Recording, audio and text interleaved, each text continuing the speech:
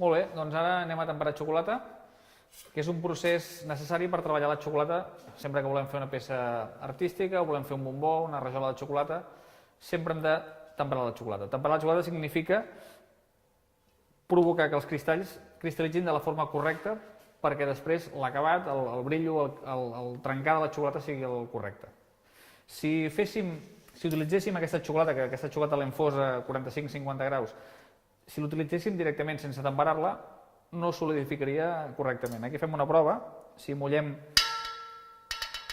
una espatuleta amb la xocolata sense temperar i la deixem aquí, després podrem comprovar que amb la xocolata temperada hi ha una diferència.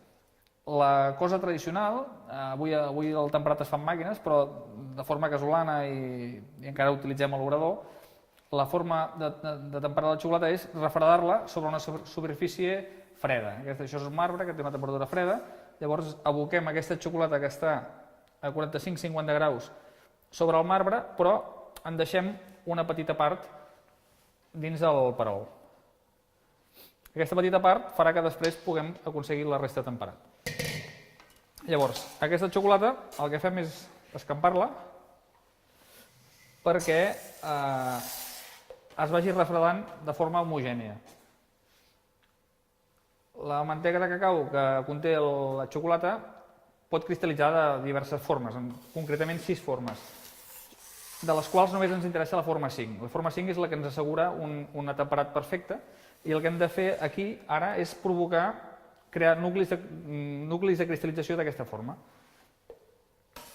De totes maneres, ara refredant-la, estem generant 5 formes, les 5.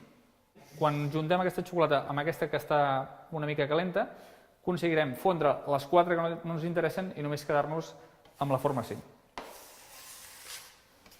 Això, els obradors ho fem d'una forma molt fàcil, que és mirar que la temperatura d'aquesta xocolata estigui una mica per sota la temperatura del llavi.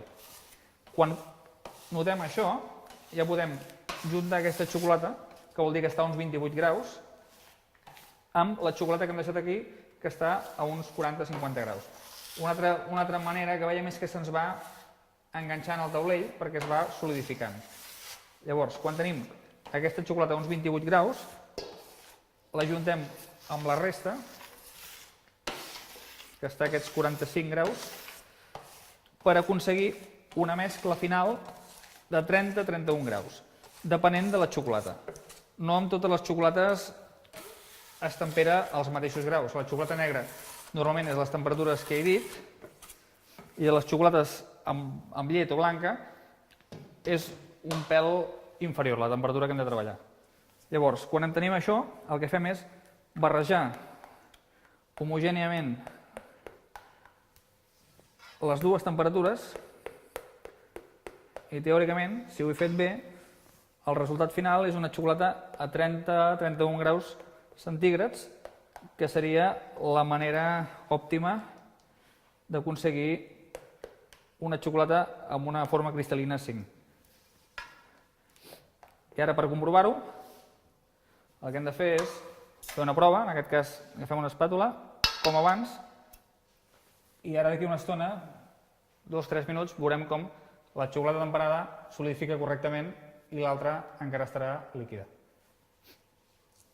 I ara, si posem el termòmetre, veurem que estem als 30 graus i mig, que és aquest interval de 30-31 graus que us he comentat, que és el necessari per poder començar a treballar amb xocolata.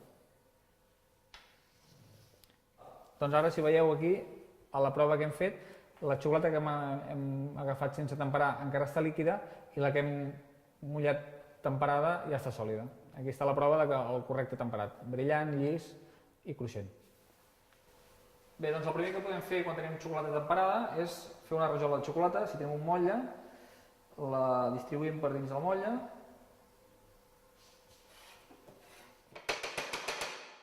La vibrem.